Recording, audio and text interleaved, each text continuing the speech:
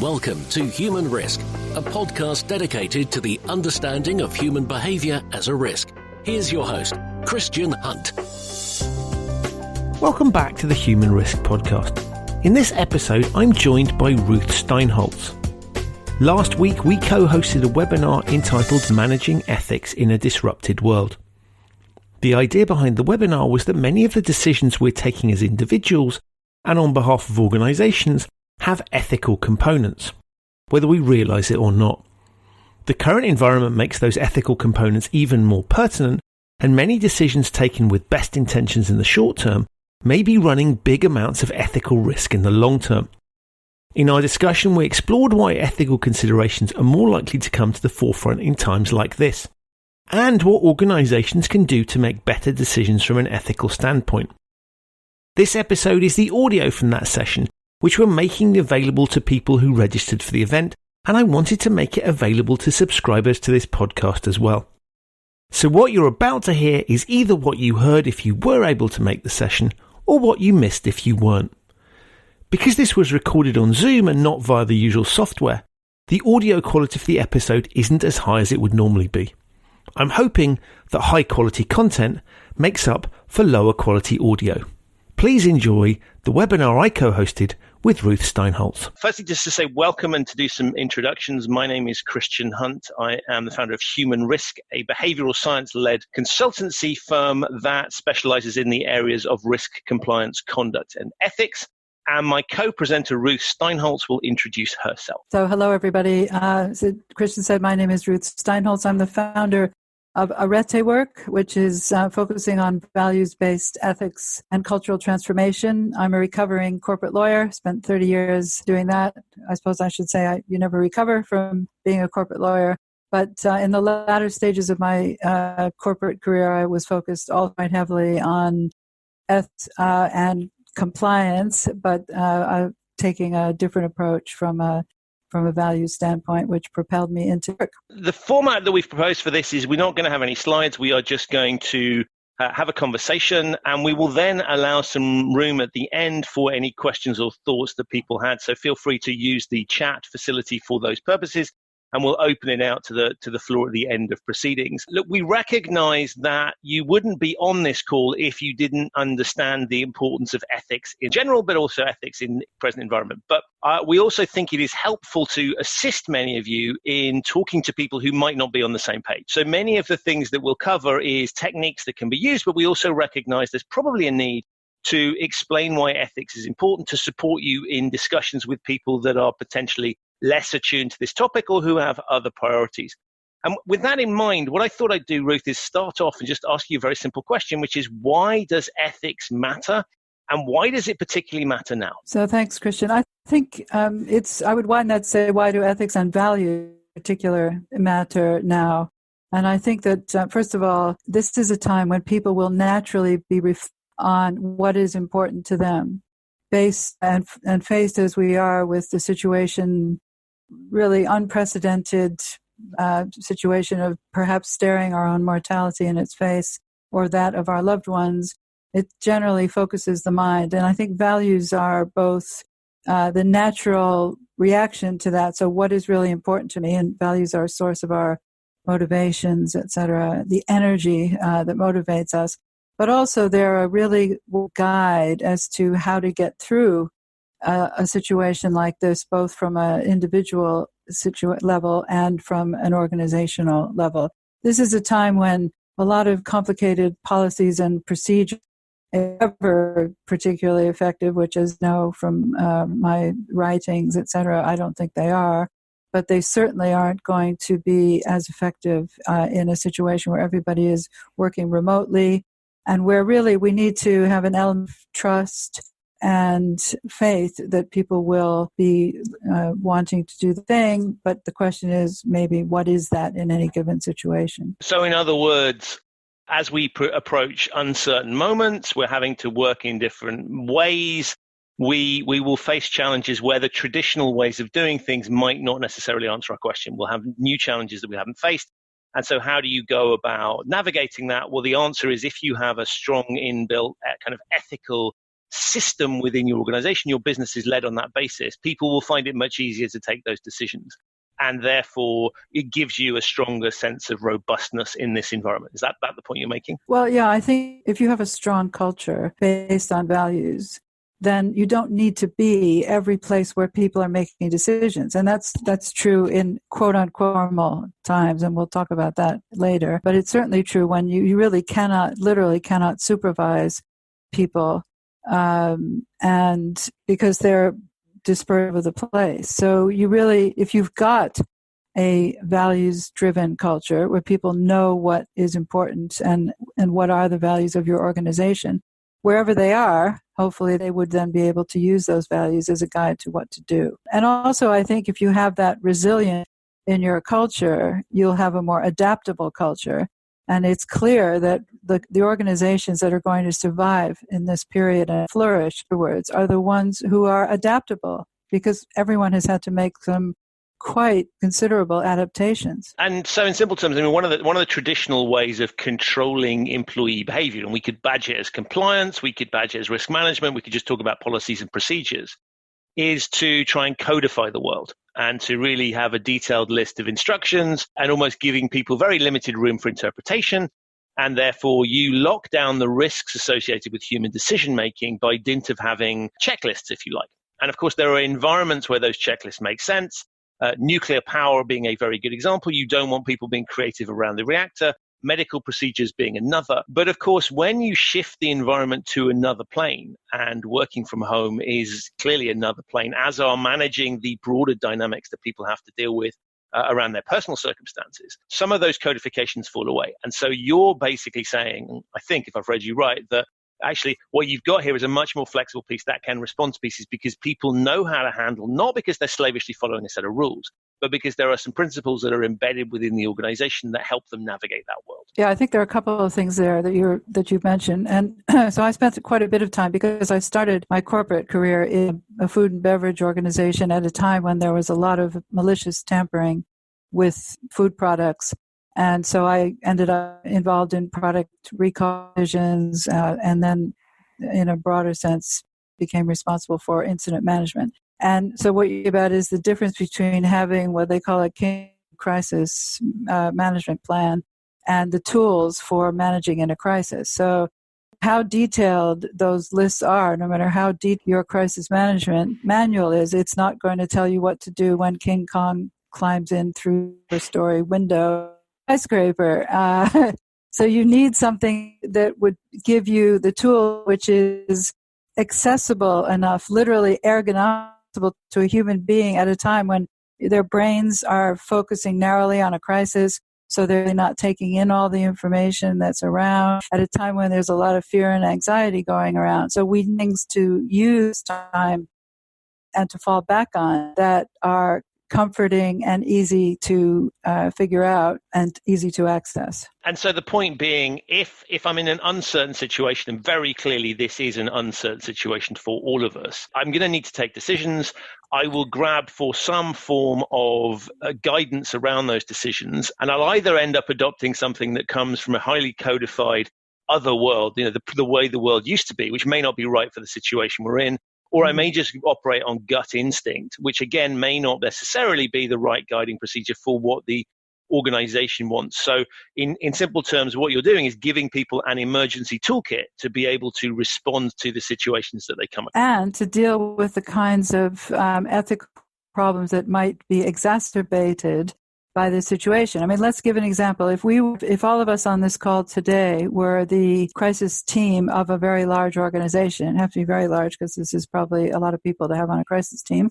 But if we were having a meeting and the leader, the head of the crisis committee was a very strong-minded individual who wanted something to happen in a particular way, we would have the danger of groupthink because we're all saying you can't read body language very well. In some cases, if people have their videos on because of load to the system or whatever, we need ways of understanding the group dynamics that would come potentially in a Zoom call like this that might be a little different than those in a face-to-face. We need to understand how do we make decisions at a time like this when everything is disrupted. And potentially we might then be more prone to fall victim to our biases and make some decisions that have unintended consequences if we don't have that resilience to fall back on and some sort of emergency manual, as you say, to use. And I think what's interesting, particularly now around this topic, is that many decisions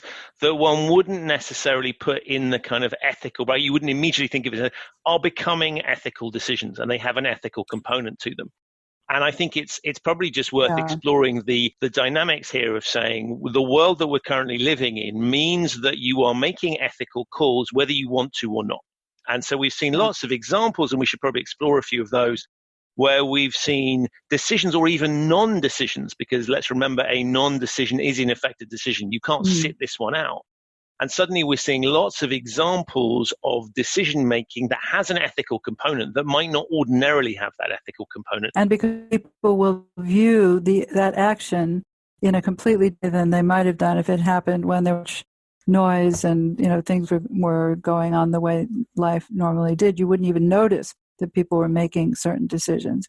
I mean, now things like organizations that are, I can think of a few examples, Ineos, the company, and Ineos, the cycling team, who've made available hand sanitizer in very large quantities. That's a decision. Ineos could have done nothing with their production, and Ineos isn't exactly a company that people love, but here they've done something that will probably, in some cases, particularly to cycling followers, make them look at things in a slightly light. So there are decisions which potentially, and I'm not talking about this greenwashing or PR, but when you feel that something comes from the heart and that people are doing something that's important, that matters in a time like this, those are things that will help to create a sense of pride in an organization that can go beyond just what's going on now. I think there's an interesting dynamic as well around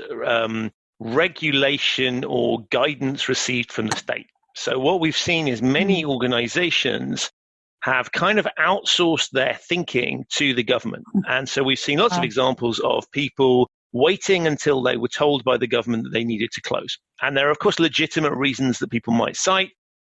Insurance might be one. You cannot claim on your insurance unless you have been forced to close.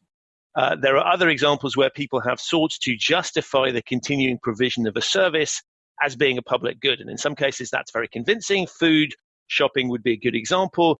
Something like a gym operator, which is my constant example that I like to use, is less compelling. And so, for example, I had emails from my gym telling me that they were still there for me, that they were maintaining a service, and that they had repurposed their personal trainers as cleaners, which is a slightly worrying dynamic at the best of times. Not sure they're that good at that role. But it was interesting that they were hiding behind the government as an excuse for staying open, but trying to spin this in a sense of public service, that they were there for me. Now, the most responsible thing to do would have been to close early on, recognizing the dynamics. But there's lots of people doing that, where they take comfort from the fact and they hide behind the fact that the government hasn't banned something or the government hasn't forced them to do something. And I think that's very interesting because it's a good example of you think you're doing the right thing and you can hide behind it, but actually people can see through that. And I think one of the other dynamics that we can see in the crisis is that people are able to smell when organizations are behaving in a manner that is not wholly in keeping with what they say they're doing.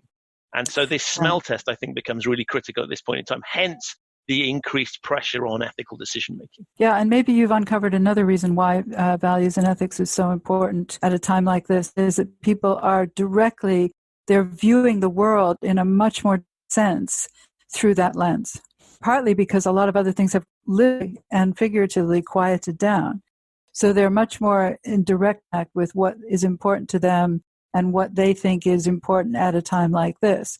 Whereas in the past, we're also overloaded with everything that we're doing. And I'm not saying that people aren't also overloaded now. I think there is a general quieting down of the atmosphere around us that may be putting us in more direct contact with our ethical core, so to speak. And I think the other thing that is going to be interesting as we emerge from this is that people are going to look back on the decisions made, not through the lens of the pressurized situation that may have been the reality, but actually judging it based on a totally different set of standards. So they won't remember that there was huge amounts of confusion and pressure. What they will see is the decisions that were taken. And so I think one of the interesting pieces here is that you can make very short-term decisions that solve a problem in the interim, that solve a problem in the moment, but actually have longer-term consequences. And those longer-term consequences may not be apparent to you at the point you're taking that decision. Yeah. And I view it as the sort of the proverbial equivalent of, do I want to, I have a piece of cake in front of me, I'm hungry, let me go eat that piece of cake. That has longer-term consequences for my health and well-being. It's a short-term hit that solves a problem, but probably isn't good for me in the longer term. Although, albeit in the current circumstance, a little bit of cake and a little bit of chocolate are good things, I would venture. But I think there's an interesting piece is that we are taking decisions that will have longer-term consequences. And we know that human beings are not necessarily that good at thinking ahead. If we think pensions is a good example, many people don't plan for retirement because it's a long way out. And isn't it much better to have the financial benefit of the money today? And so I think the same thing is happening with ethical decision-making, where actually if we had all the time in the world, if we could look far enough ahead, we would probably think differently than we do dealing with an emergency situation. And I think that's one of the other reasons that there's huge tension around these issues at the moment. People are faced with immediate crisis. And in an immediate crisis, you want to take decisions quickly to solve the problem, to feel like you're in control. But actually, those have longer-term consequences. And so that long-term, short-term unethical gains will come up against longer-term sort of ethical pieces. And I think it's going to be very interesting to watch how some of the decisions that are made now are viewed in the future. I think there are a few things that touches on. One is, I wonder if more and more decisions will be made being system one thinking, the more intuitive side of our brains, than system two, which is where you take more time to think things through and apply the rational lens. And I think the general view is that better decisions come from the application of both of those rather than one or the other. And then the other thing is that despite having Zoom and a lot of other ways of having meetings and doing things, I think a lot of decisions will be taken perhaps without the participation of all of the people who might have been involved in those decisions before and who might have therefore raised the question of some unintended consequences from their perspective because they come from a different functional area. I mean, I reached back into my incident management past to a very simple risk assessment process that I use. I'm out of incident management, but you can use it for anything. And that is a way of making sure that you're thinking about whatever your situation is in the context and sort of generating all of the options before you then, but generating them, trying to understand, first of all, can you control the pace of what's happening? What are the other influences? Who will your decisions have an impact on? And eventually then looking at all the constraints after you've come up with all your options, looking at can you do this? When you have three options, are there two of them that are feasible or one of them that isn't? And then trying to narrow down and come to a decision based on applying all these different filters rather than constraining your thinking at the very beginning. But I think that risk assessment is an area that people are just not that good at. And you can see that from the way a variety of governments have reacted to this whole thing. And I think we need ways of generating strategies to deal with crises that can help to mitigate our lack of really good skill at decision making, which also later maybe we can talk about ethical decision making models, which can be used by anybody in an organization. We've got an interesting question. I don't know if you wanted to address that. Yeah. So we have this question: how can SMEs and charities that don't have a team of risk, compliance, ethics professionals actively seek help on ethical decision making? So that's a really good question, and it's also a timely one based on some work that I'm doing at the moment. But I mean, the first thing is approach to ethics and compliance that I've taken since 2003 involves not creating large internal compliance departments. It involves having a small core of ethics, values, compliance people, and a larger group of ethics ambassadors. And those who are familiar with my work will know a bit about this. But it's around having people throughout the organization who have a bit more training in whatever the ethics policy is and all of the different training, et cetera, and who are out there in your organization, both helping people to know what the responsibilities are and understand why it's important, et cetera, but also trying to help the core much more applicable and culturally useful set of approach to ethics. So in my world, you wouldn't need the compliance department to tell you what to do, because you would already have diffused throughout the whole business ethics ambassadors who would probably have enough expertise to help people deal with most issues and would know where to refer people who didn't. But I'd like to just give a really short example. I'm doing cultural values assessments, which is a way of measuring culture in organizations. Currently, I have 3, quote-unquote, live cultural values assessments. This is a tool by Barrett Value Center. One of them is an NGO, charity. One of them is a very large PLC. And the third is a regulator, a public sector. So 3 completely different kinds of organizations.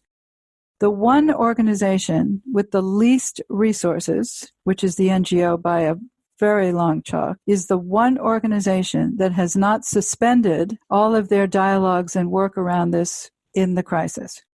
I've had 15 WebEx calls with people all over the world throughout the organizations looking at the results of their cultural values assessments, and discussing what does this mean for the values of the company. And whereas in the other cases, they've just suspended everything, postponed until later. Whereas what I said in all 3 cases was, this is a time when people are going to be more receptive to talking about their values, and it may be comforting to them also to think that your organization is thinking about what kind of organization are we, what kind of organization do we want to be.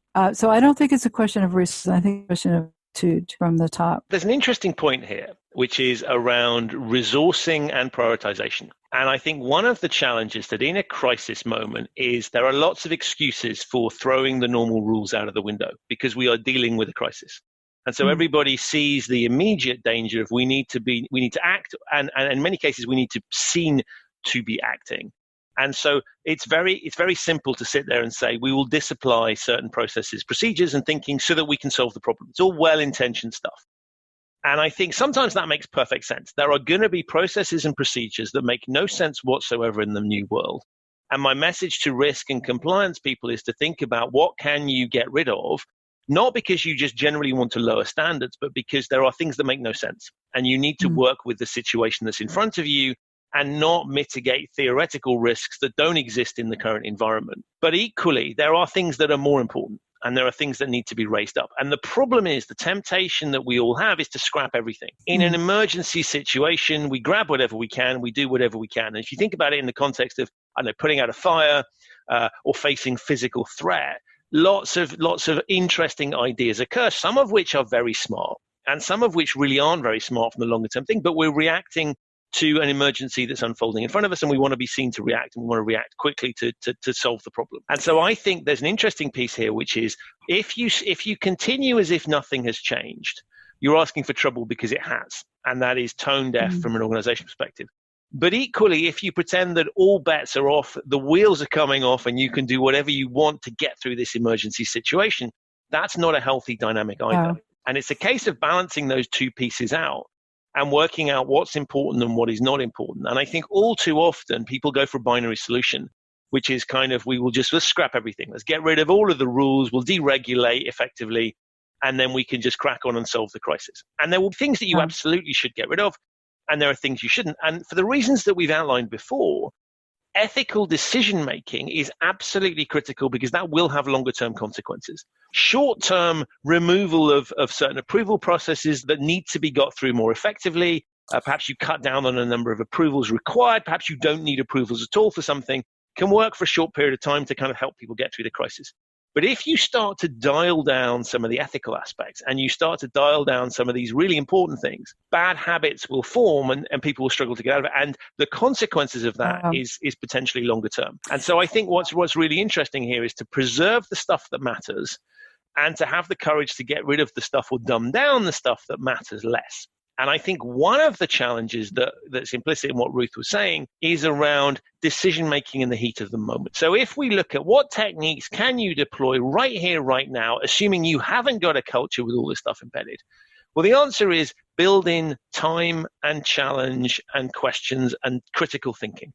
And I think all too often we have processes that may not be that effective in the traditional environment. That people think, well, we get rid of that approval process, we'll get rid of that challenge. We don't need to have compliance or lawyers involved at this stage because we just need to get this done. And I think that's a dangerous approach to have, because actually sometimes those processes were built for a purpose, and that purpose may be more important now than it is normally. Yeah, and maybe this also could lead into the question from Mr. Fenton, which I think is a good one, about if in-house lawyers are being left out of the room during the crisis, why might that be, and what are the implications of that? As you say, there may be unintended consequences that people that aren't being considered. So I think it's too late for many companies, but the point is that you have to practice for these sorts of things. Emergency response teams don't wait for an emergency before they get together and figure out what they're going to do. And I think because of this human tendency to be in denial that anything serious is going to go wrong, many companies have inadequately practiced how to deal with this situation. So they don't know which approvals need to be kept. And I'm not saying that you have to go literally down to that sort of detail, but if you've practiced, who has to get together when we have an incident. Well, it's clear that the in-house counsel needs to be at the table when you're having a discussion around what to do in a crisis. But it's also clear that the counsel, general counsel, or whoever it is, needs to be the sort of lawyer who, when they're around the table in a cross-disciplinary conversation, is raising legal risk issues and reputational risk issues that are sensible, and getting caught up in minutia and things which really kind of aren't. I would say is that it's certainly my experience to a degree which was dysfunctional, but I was so involved in cross-functional things, both through incident management, through ethics, compliance, and we didn't have a separate compliance department. But those were also ways of me as an in-house lawyer getting in the door and having a seat table when there were conversations to be had. So I think that one of the things that we need in ethics, compliance, risk, legal departments across the board is a much closer interaction with all other functional colleagues. And I mean technical, whatever it is, finance, et cetera. And I think that has been seriously lacking. And it's one of the reasons why it's hard to have a values-driven approach to compliance. If you have what I've seen many times and with some of my clients, this antagonism, and I have to be fair, lived it as well, antagonism between the HR people who think their own values, that they're the ones who own values, and compliance and risk, and legal who thinks that they own compliance. So the reality is that ethics is everyone's responsibility, and that if anybody owns values, it's the CEO and everybody, the senior managers. But if you don't have those partnerships, if you don't have those ways of communicating and relationships already before the crisis, it is going to be more difficult to create them during. And I think, look, to the who's in the room and not in the room, the answer is people will be invited to the room if they are perceived to add value in the situation. And so if the perception that people have is that you are going to be a pain in the butt and not constructive and add zero value and put obstacles in the path, that is probably the last person that you're going to want to invite into the room. And how does that impression get? The answer is it's over time. And people will make a perception. This is why I hate the word compliance, because I think it sends hideous signals to, it's the only word, and Ruth and I joke about this frequently, it's the only word where if you add officer to the end of it, it makes it sound worse than in the first place, right? And that's never a good sign. And so that branding, that sort of suggests that you're not helping manage situations, that you're going to be a nuisance and a pain and add friction to what is already a challenge process. And so I think that's the challenge around this, is that you're not going to be invited into the room if the perception of you is that you're not going to help things along. Now, clearly, one of the dangers at this particular point is that people will find reasons not to invite, even actually if the person would be able to help, because it feels like you're slowing things down. And actually slowing things down at the moment is actually quite helpful. Because although we've got this really interesting tension, I think, in our minds between, it feels like this virus is moving very, very quickly. It spreads quickly. There's sort of updates every single day. On the other hand, it's also Groundhog Day.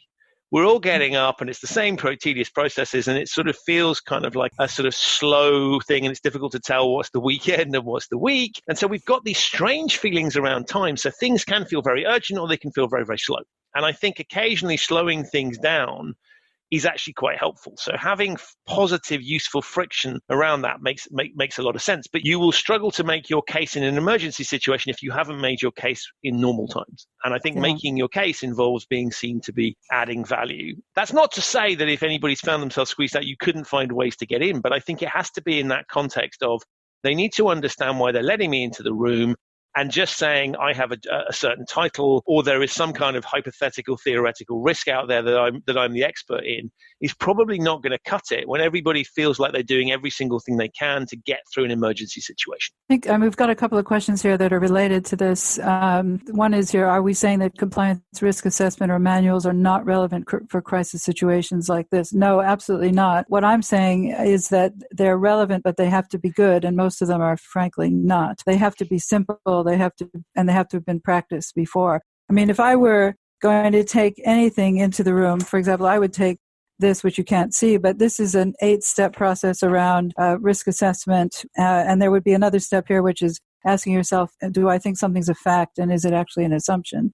Because oftentimes we plan our crisis strategy on things that we think are facts, but they're not. They're just assumptions. But we don't take the time, as you say, Christian, to analyze whether it's a fact or an assumption. And then the other thing, I have this bee in my bonnet about ethical decision-making models. This one is in the book, but if anybody would like to have it in color, if they send us their email, I'll send it out. I just think if you have an ethical decision-making model that you can use when in times to do training, but you can also use it in times like this to actually have a group of people working through a decision about what to do, that you're less likely to end up with those unintended consequences that Christian was talking about at the beginning. But you've got to have a well thought through crisis procedure, which would also say who needs to be in the room depending on sort of what kind made. And, this point about the in-house lawyer is an officer of the court whose client is the board, not the CEO. Do they not have a right to be in the room? They have a right to be in the room, but it depends on how the people in the room are interpreting the decisions that they're making, whether they're decisions that are relevant, that go up to board level or not. And I think the point is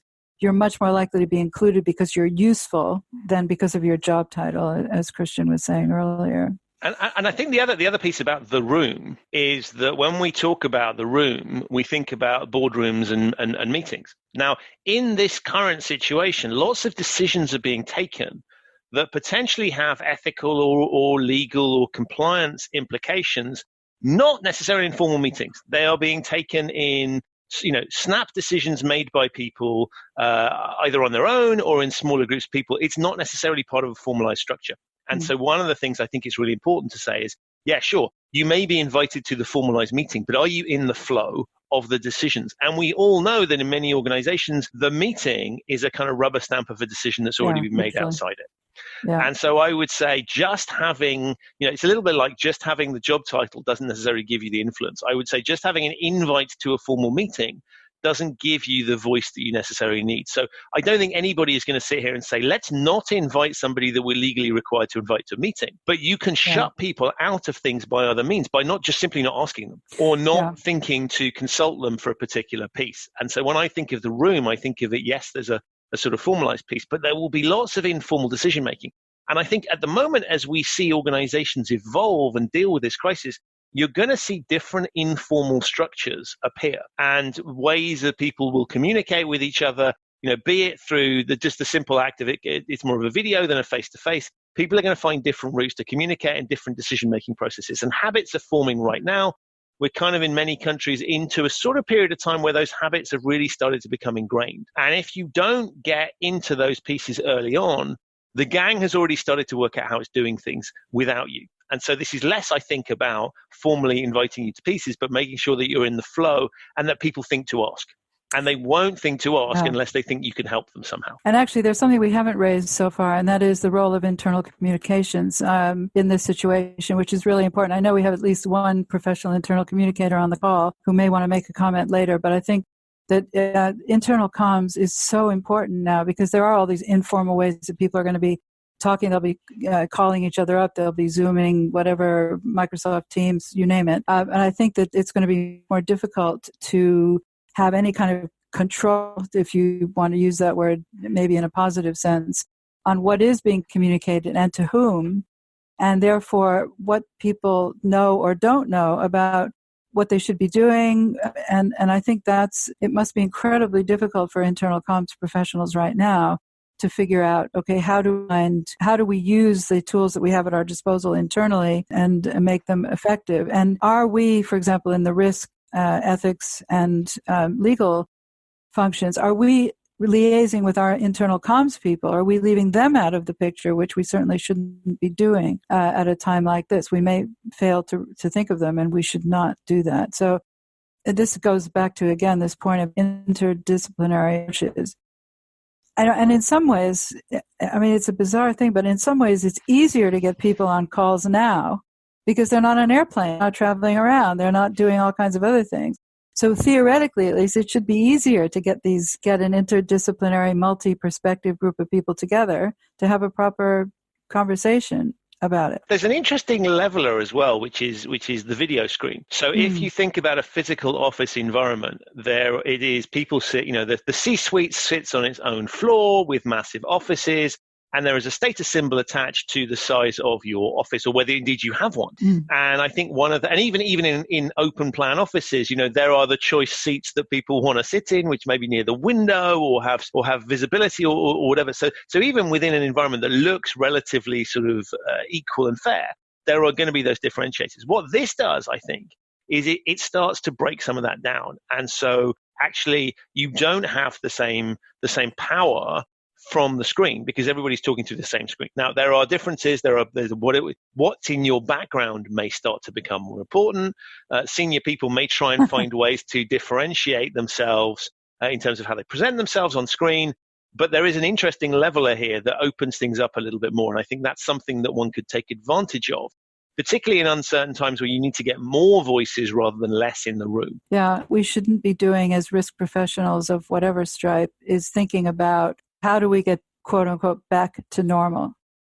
I don't know about anybody else on this call, but this whole period has really made me think about the fact I don't want to go back to the way it was before in various ways. I don't want to go back to the noise, pollution, busyness, etc. level that we had before coronavirus. I think we need to move into something better. I think this needs to be in a way, a wake-up call in terms of climate change, and that there are solutions that maybe we thought were unthinkable, but they're not so unthinkable. And I think everyone in the organization, anyone in the organization, whatever their function, should be thinking, in my function, what is it that I could do differently coming out of this that would harness all of those, as Christian, as you say, lots of new habits developing. Some of them may be better than what was happening before. Let's think about what can we learn from this and move it into the post, if there ever is a post-COVID, or at least there'll be a post-COVID crisis world, but there'll never be a post-COVID world. So I think we should really be thinking about how do we adapt, and what are people's experience of how we are as an organization in this period going to reflect on how we behave later. There's one question that has been raised on the thing that I just want to pick up, which is which bits should you disapply and which bits should you continue? Now, my simple, really unhelpful answer to that is you shouldn't have things that are sort of easily disapplicable, because it sort of demonstrates that, what's the point in having them in the first place if you can just scrap them? So I think there's something really interesting here that says this is a good opportunity to identify processes that are inefficient and useless. And there's a really fascinating dynamic going on, I think, where on the one hand, we are realizing the benefits of redundancy. I don't mean people, I mean organizational. So having extra capacity, having backup facilities, having spare supplies. And you can look at the health situation with this piece, having extra ventilators, extra beds, extra personal protective equipment, hugely helpful in a crisis situation, but is seen in the world of just-in-time supply chains as being extraordinarily wasteful. So there are things that feel like they are a drag on the organization, that are expensive, that play out really well in a crisis situation. And there may be the policy or control equivalent of those, where you say it feels a bit useless here, but actually if we can get people into the habit of thinking in these terms, this will play out really well in certain other circumstances. Equally, there are going to be things that everybody knows are utterly useless. And we have all been to meetings that serve no purpose. We've all done stupid processes. You don't have to go too far in the world of governments to be forced to fill in dumb forms, go through silly processes, carry paperwork, or insane things that make no sense whatsoever. And so I think this is a good opportunity to try and get to an optimized control framework that is flexible enough to cope with the day-to-day, but also to cope with kind of emergency situations. What would I be scrapping as a matter of immediate priority? I would start to go, where is there friction in the system that serves no purpose? And one of the classic things organizations do is they build up, you have a pair of eyes looking at something, let's build a 4 eyes control, that's not working, so we'll build 6. And that fails, so we'll build 8. And we know that actually the more eyes you put on something, the less effective it is because you know somebody else is looking at this piece. So those sorts of things where you can honestly say, this irritates people. And I'll be slightly crude, so apologies, but if there's things that piss people off in an organization, that is a really good start point for you to identify things that might need to change. Because I'll tell you what, if something irritates people, they're unlikely to comply with it or follow it slavishly in normal situations. But a crisis opportunity where you have the perfect excuse to circumvent it, find ways around the system, people will take that opportunity. So I think there's something really powerful here about saying, what in the control framework, what do we get the most complaints about?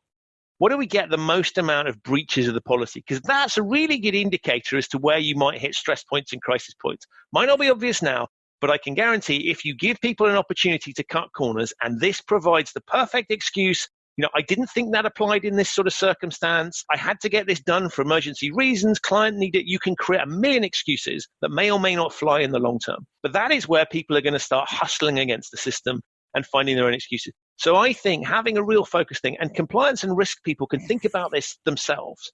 One of my biggest driving forces as a risk and compliance officer was what irritates the hell out of me? Because you can bet if it's irritating the hell out of me and I understand why it's there, then it's going to be even more irritating for the people that don't. And I think that start point of, look, we're dealing with people here. We need people to do the right thing, and we need to help them to do the right thing. So what is impeding them? Well, the answer is if we are irritating, wasting their time, delaying things for no good reason, and it's that for no good reason that's really important, then we should think about scrapping those things, cutting them down, paring it back.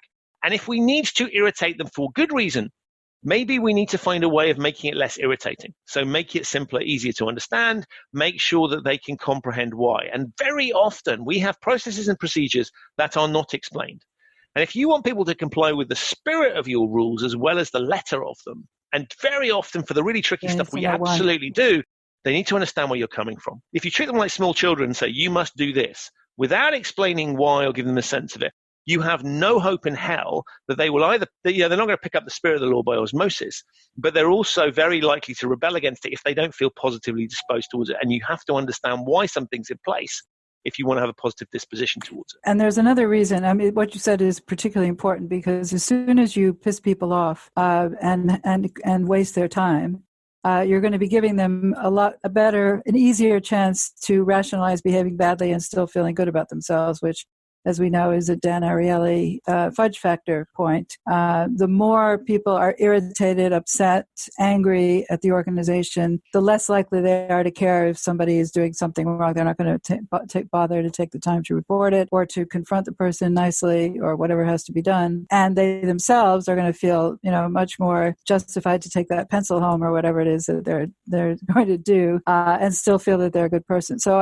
it's a serious point beyond just getting them to do the right thing. You generally don't want to put them in a situation where they can rationalize bad behavior. And I think there's something also really interesting around communications at the moment, back to Ruth's point on internal comms, but also leadership communications. It is really tempting in this sort of situation for leaders to say things like, we are going to get through this, whatever it takes. And to send a signal to people that the wheels are off and it's okay, right? We're in a different environment now. And so one of the things I think, equally the opposite message of, we will still have zero tolerance for blah, blah, blah, and having no understanding of the personal challenges people are facing is wrong. But there is something interesting around the signaling about what matters at a time of crisis. And you can send a signal to people, if you're not careful about how you communicate the disapplication of certain rules, that all rules are going to be disapplied, right? That we become Lord of the Flies, for those of you who've read that book, right?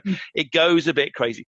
So it is very important if you are disapplying things to make it clear what that is. Is this a permanent disapplication of a rule? At which point you may get people who are going, why the hell is it taking this for them to disapply it? But better late than never, arguably. Or is it a temporary dispensation for the following reasons? And navigating that thing. So if we just literally pull the controls off, or we stop doing certain things, again, it's important to explain to people why, what's happening and how this will, and if it's temporary, make it clear it's temporary. But words like, in the same way that zero tolerance is really unhelpful on the one hand, whatever it takes at the opposite extremity can also be taken literally. And I think these sorts of communications points often aren't thought about, again, as people are reacting quickly, which brings us back to Ruth's original point. If you have a culture where people are able to navigate, they have some sense of what is right and wrong and how to run things, and it's embedded in the organization, it is so much easier to do some of these disapplications or even to strengthen certain controls because people will have a sense of where you're going with it. And if they don't have a sense of where they're going with it, the physical distance that is currently existing will make that a whole lot worse. We have a couple of questions. One is, how do we make it differently post-COVID? And then the other point is, do we feel that the context for ethical decision-making has changed, given the shift toward ESG even before COVID-19? Maybe to take the second one first. I think, yes, that the context for ethical decision-making was broadening, particularly with the work around purpose, corporate purpose, and the sense that companies need to have a stakeholder approach as opposed to a shareholder approach. And I think that this, what's going on today, people will realize that, well, we'll start to think about ESG, I think, even more potentially. So I think that the context was broadening and that these things are sort of melding together and that trend will continue. In terms of what we can do post-COVID, I think, I personally think really one needs to go to this values-driven ethics ambassadors, values ambassadors type of a model, ethical business practice as we've written about it, because I think you have to realize you can't be everywhere where people are, whether it's crisis or not crisis, and we need to empower people. And as Christian says, they need to know why they're doing things. They need to be able to do them easily, and they need to not be able to rationalize bad behavior. This point around stakeholders is very interesting. And there's lots of examples that we can see now where people are recording what companies are doing. And so there's a website called didtheyhelp.com. And it's just specifically recording what did companies do that was good and what did companies do that was bad. And I think one of the things that's fascinating now is we have a much stronger collective memory than we've ever had before, in part because we are seeing these things unfold in real time.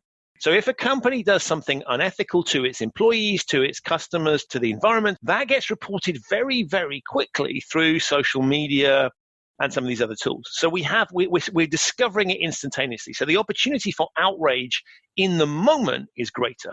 And I think that will lead to us remembering it more because we kind of lived it at the time.